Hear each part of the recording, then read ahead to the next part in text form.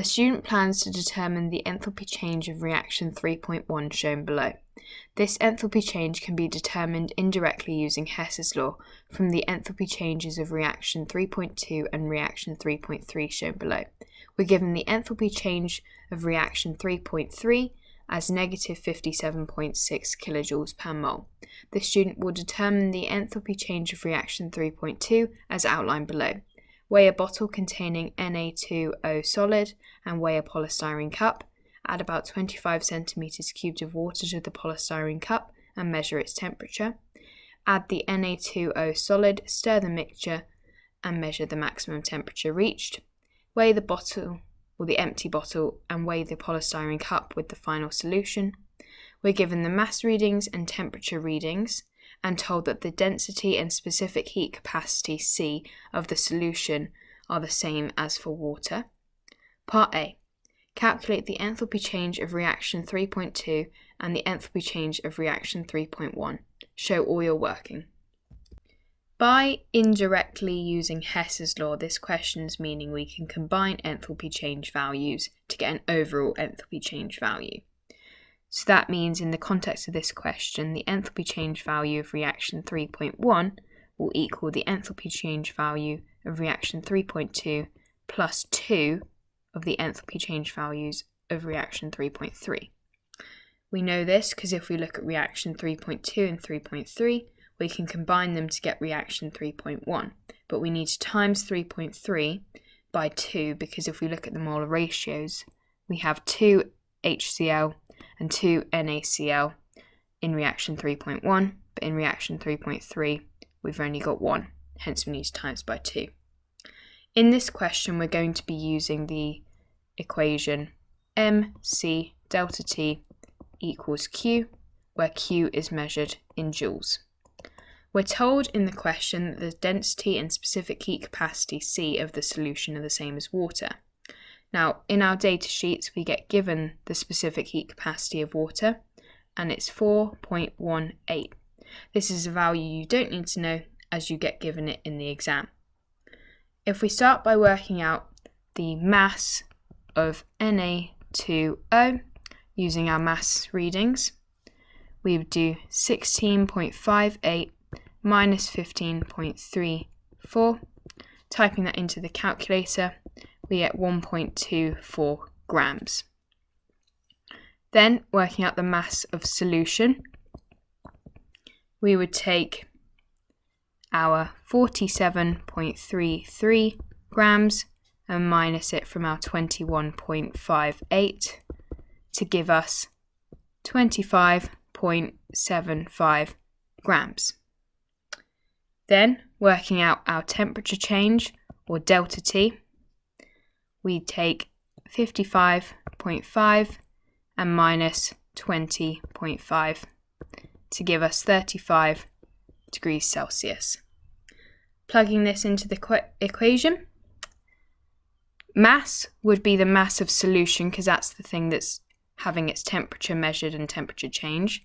So 25.75 multiplied by 4.18 multiplied by 35 would give us 3,767.225 joules.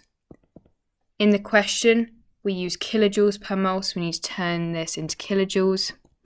3.767225 kilojoules. Next, we need to work out the moles of Na2O.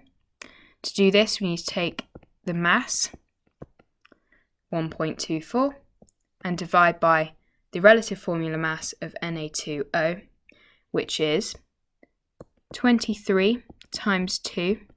23 is the relative formula mass of Na, plus 16, which will give us 0.02 moles of Na2O.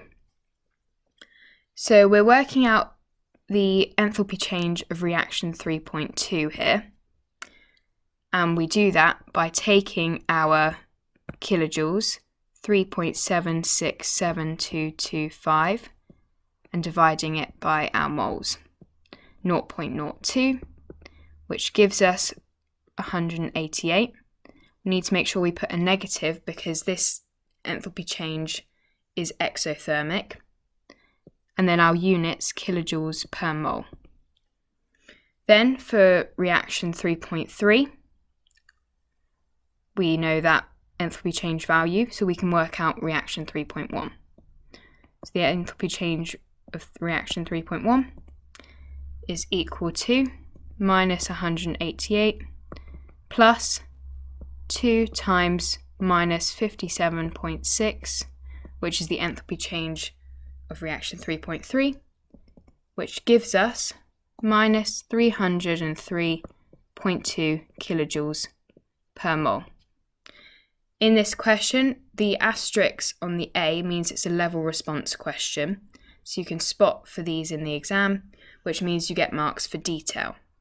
You'd get marks for working out your masses of Na2O and solution, a mark for your temperature change using the MC delta T equation, converting your units, and then a mark for the correct values of reaction 3.2 and reaction 3.1, their enthalpy change values being correct. So that will get you 6 marks for this question. B. The uncertainty in each temperature reading is plus minus 0.1 degrees Celsius. The uncertainty in each mass reading is plus minus 0.005 grams. Determine whether the mass of Na2O or the temperature change has the greater percentage uncertainty. Show all your working. If we start by working out the percentage uncertainty of the mass of Na2O, we work out percentage uncertainty by taking the uncertainty of each reading, 0.005 grams in this case, and then we multiply by the amount of times we've used a mass reading, in this case twice. Now I've rewritten what we worked out as our mass of Na2O, which was 1.24, so we divide it by 1.24. Then we multiply by 100 to get a percentage. In this case, our percentage is 0.81% for mass. Then for temperature, we use a similar approach. 0.1 this time is our uncertainty for each reading. We then multiply by 2 because we've used 2 temperature readings to work out temperature change. I've rewritten temperature change as 35 degrees Celsius. We then multiply by 100. That gives us a percentage uncertainty of 0.57%. So mass has a greater percentage uncertainty. Percentage uncertainty is something that comes up in most PAGs, and so it's a really good idea that you know this equation, practice using it, because it's a very common 2-marker for PAG questions.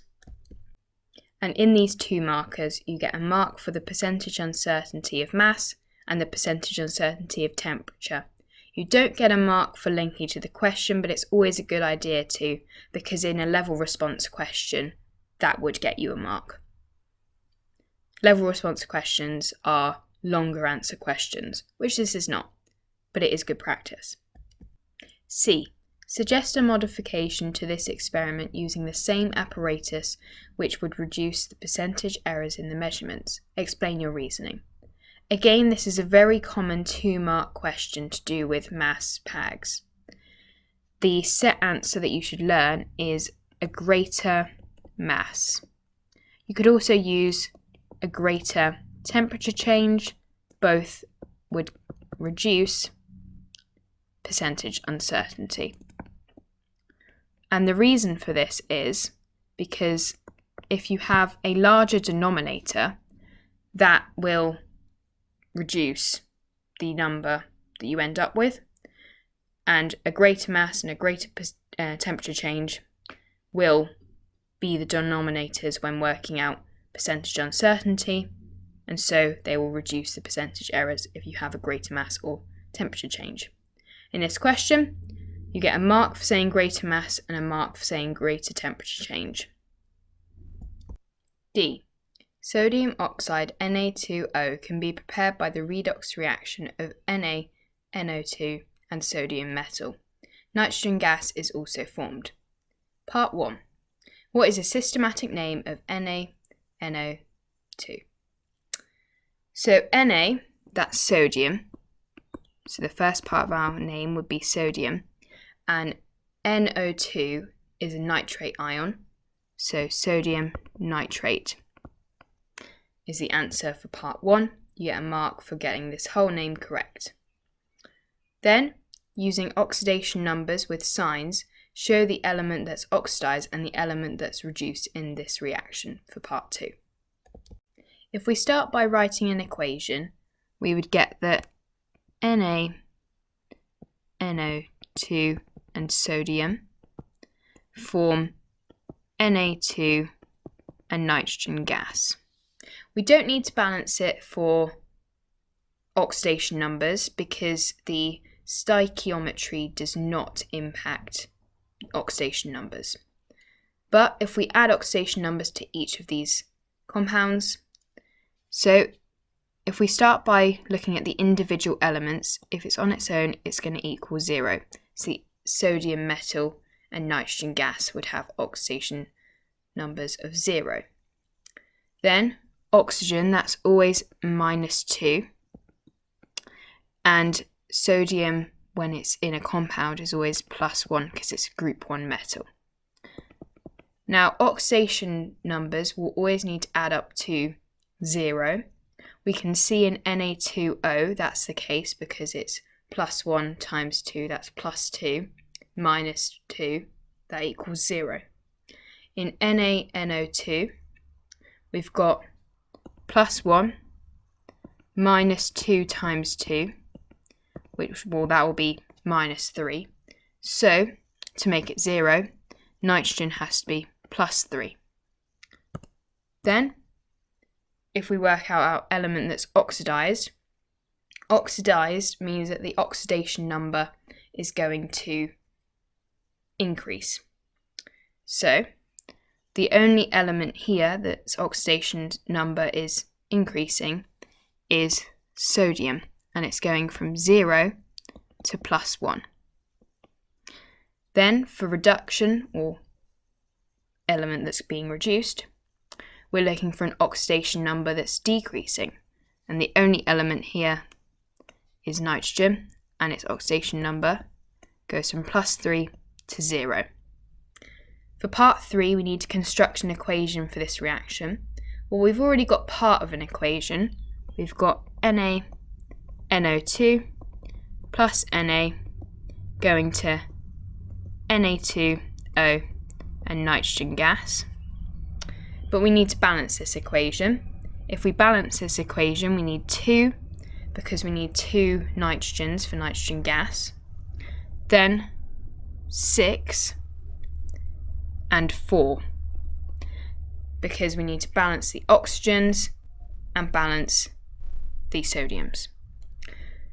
For parts 2 and 3, as they're combined, you get, in part 2, you get a mark for the correct element oxidized and the correct element reduced, and the second mark for their oxidation numbers being correct.